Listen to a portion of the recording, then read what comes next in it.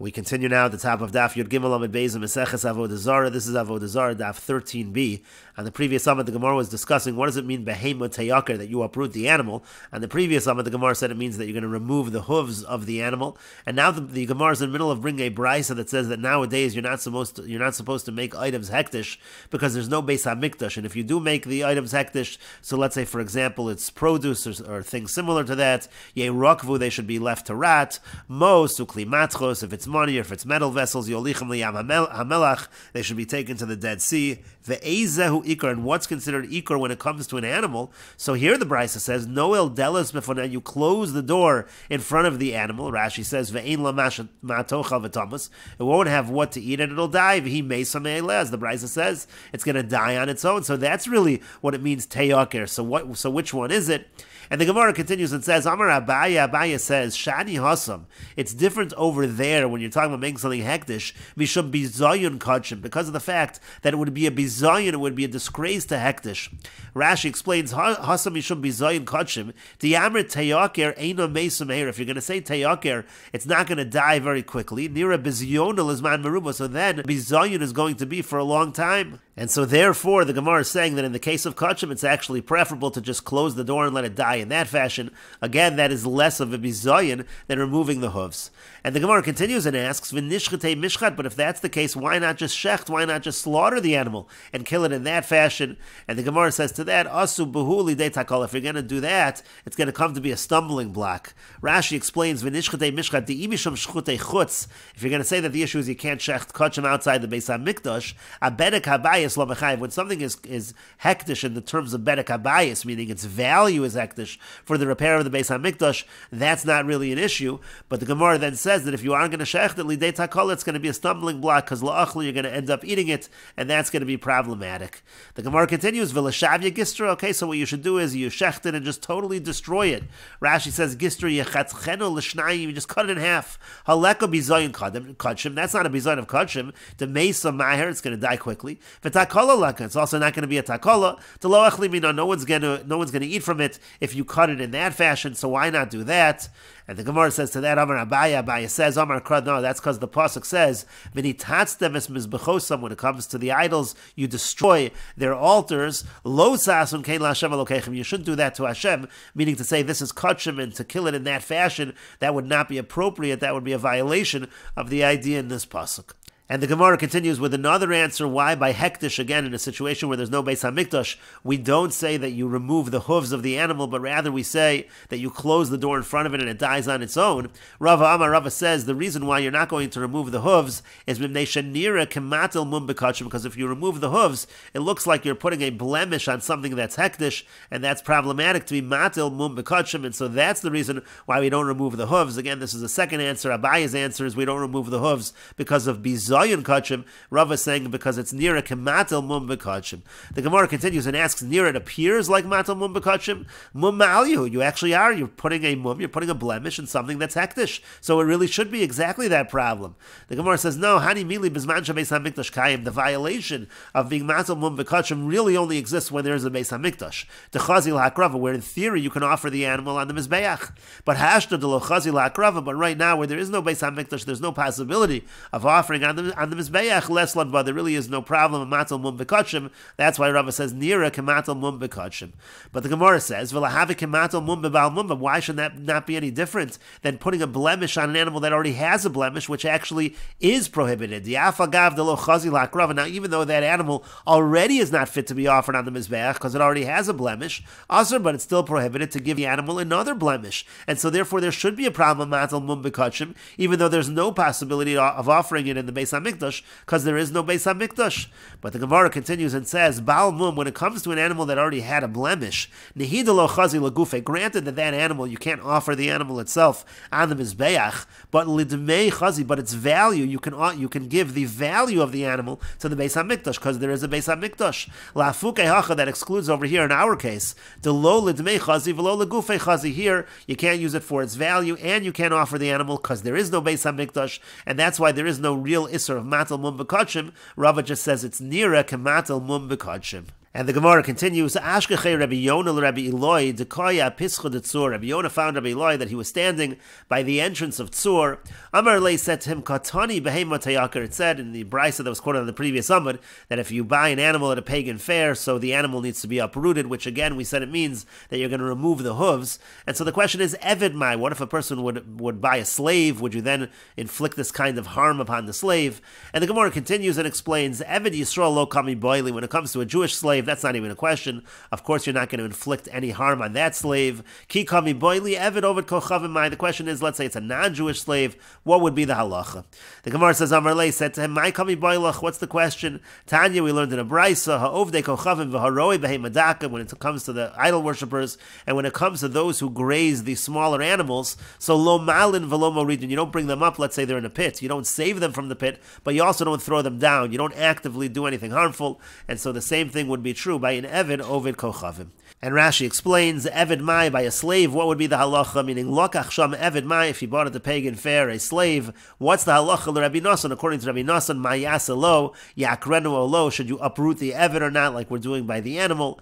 Hachigar Sinon Ha'ovdei Kochavim V'haroim Behemadaka, those who are non-Jews, and those who graze small animals, Hein Yisrael, that's talking about Jews who are Roi Behemadaka, V'hein Gazlonim, the point is they're thieves, Harein Kovdei Kochavim, they're also considered like Ovdei Kochavim, so the halacha is Ve'in Malin Osan Min Haborim Naflu L'soch, if they fall into a pit, you don't bring them out of the pit, Eli Anicham V'yamusu, you let them stay there and die, however, Ve'in Moridin Osan Labor, you don't actually throw them down into a pit, L'hamis Osan B'yadayim, to actively kill them, Alma Evid Ovid Kochavim Asr L'hamiso B'yadayim, you see that when it comes to a slave that's not Jewish, it would be Asr to kill him actively, and so again, that would be the halacha in this case as well. And the Gemara continues, Amar le Rabbi Yirmiyah le Rabbi Zeir. Rabbi Yirmiyah said to Rabbi Zeir, Katani, we learned in the Brisa on the previous Amud. This is the other Brisa. Rashi says, Katani le Rabbanan de pligi oled Rabbi Nosson. This was the Brisa of the Rabbanan who argued Rabbi Nosson. They said, Lochin mehen avadim ushvachas. They said, one is allowed to purchase the slaves and the maidservants at the pagan fair. And so again, Katani, it says over there, Lochin mehen behema avadim ushvachas. You can buy from them animals and slaves and maidservants. And so the question is, Evid Yisrael, what are we talking about? Are we talking about a Jewish slave? Odil ma'afil or maybe we're talking even about a non-Jewish slave. And the Gemara says, Amar Lei said to him, Mistabra, makes sense to say, Evid Yisrael, we're talking about a Jewish slave, the Evid Ovid Kochavim, because if it's a non-Jewish slave, L'maymi Boile, what would be the purpose? Why would we want to allow you to buy a non-Jewish slave? As Rashi says, L'maymi Boile, Klamar, my mitzvah yeshkan denishri, what is the mitzvah over here that we should permit you to buy the non-Jewish slave? We understand why we would want you to be able to purchase the Jewish slave from the non-Jew, but why should it be that you're purchasing an Evid Ovid Kochavim? And the Gemara continues, Kiyasa Ravin Amr B'Shem ben Lakish, when Ravin came, he said that Reish Lakish said, Afilu Evid Ovid Kochavim, we permit you even to buy a non-Jewish slave, because then you bring him underneath the wings of the Shechina, because essentially when it comes to an Evid, that's an Evid Ovid Kochavim, he converts when he becomes an Evid. The Gemara continues, Amar Rav Ashi says, Atu Behema, but what about by an animal? An animal is also listed there in that Brisa. My machnis tachas kanfei ashchina, where are you bringing that animal under the kanfei ashchina? That's not true by an animal. Obviously, the reason really is because when you purchase something, you are taking away, you're making it that the Ovid Kochavim has less possessions, and that's why we're permitting it. Here also, you're taking away the Evid from the Ovid Kochavim, and so therefore that's the reason why it's permitted. It could be permitted even by an Evid Ovid Kochavim. And the Gemara continues at the two dots. Rabbi Yaakov Zavan sandal. Rabbi Yaakov, he bought a sand at a pagan fair. Rabbi Yirmiyah Zavan Peter. Rabbi Yirmiyah, he bought bread at a pagan fair. Amar lechad lechavre. So one of them said to the other, Yasma orphan, meaning somebody who doesn't have understanding. Avan Rabba Chachi, would your Rebbe have done that? Why did you do that? Amar leidach. The other one said back, Yasma, you're an orphan. Avan Rabba Chachi, would your Rebbe have done that? Why did you buy what you bought? Utarvayu ibalabayas Zavan. Now the Gemara explains both of them actually what they did was they bought it from a balabayas who does not give a tax towards the idols, and that's why it was permitted. However, but each one thought that his friend bought from a merchant who does give the tax towards the idol worship, and so therefore that's why each one thought what the other one did was not correct.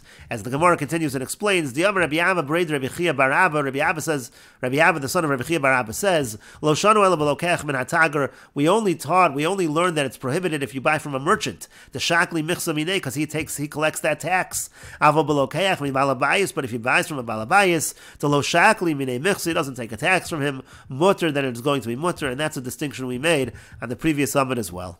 And the Gemara continues, Amar Rabbi Abba, Bereder Rabbi Chia bar Abba, Rabbi Abba, the son of Rabbi Chia bar Abba says, Ilmali Hayer Rabbi Yochanan Hazimnef, Rabbi Yochanan was at that time, Biasra in that place, to Kashakli Michsa, Afilu mi balabayis. It was a place where they took the tax even when you buy from the balabayis. Have Asr, he would have said it's prohibited even to buy from a balabayis because the tax was taken towards the Avoda Zara, even in that situation. The Gemara says, if that's the case, so in what we just said above, how did they buy from a balabayis if we're now saying that the balabayis also collected that tax? And the Gemara continues and says, Mi balabayis sheino kavua zav, and they bought from a balabayis who was not permanent, he didn't sell permanently, and therefore he did not collect that tax. Rashi explains, sheino kavua v'lo mazik muchsi adatayu lemikvi minayu, who doesn't think of collecting the tax from them, delo tagor v'la balabayis kavua. He's not a merchant, he's not somebody who's a balabayis kavua who would collect that kind of a tax, and that's why it was permitted in that particular case. And the Gemara continues with the Mishnah, Elu devarim asurim limchor leovad kochav. And the following items, it's always prohibited to sell them to an idol worshiper because he's going to use it for idol worship. And the Mishnah continues, it's deroblin uvnos shuach, it's deroblin and bnos shuach. That will be explained in the Gemara. Petutros also is going to be explained in the Gemara. Ulavona and frankincense, v'tarnagol halavon, and the white chicken, that also is going to be prohibited to sell to the Avodah Zara. Rabbi Yehuda says, mutter limchor lo tarnagol lavan, it is permitted to sell the white rooster, bein hatarnagolin, if it's among the other roosters. Uvizman shehu b'fnei atzmo, koteas etzbo. Now in a situation, let's say, where he's selling it by itself, there's a way of getting around this prohibition. If you cut off the toe of the rooster, umochlo, and then sell it to him, that's going to be permitted. Lefisha in makrivim chaser lavodas kochavim, because they're not going to offer it to the idol as idol worship if it's missing a limb, and that's why it would be permitted in that fashion. Ushar kol advarim, when it comes to all other things that you're selling, stamon mutter or peirushan aser. If you sell it stam without explaining, it's going to be mutter. If you explain, then it's going to be prohibited. The Gemara will explain what exactly this line means. And the Mishnah continues, Rabbi Meir says, Af dekel tava v'chatzav aser limchar liovdei kochavim. These items as well, one cannot sell to the ovdei kochavim, and this also will be explained in the Gemara. And Rashi explains, aser limchar liovdei kochavim. Again, these items you can't sell to the ovdei kochavim, to litzorech avodas kochavim kaboila, because he's going to use it for the idol worship.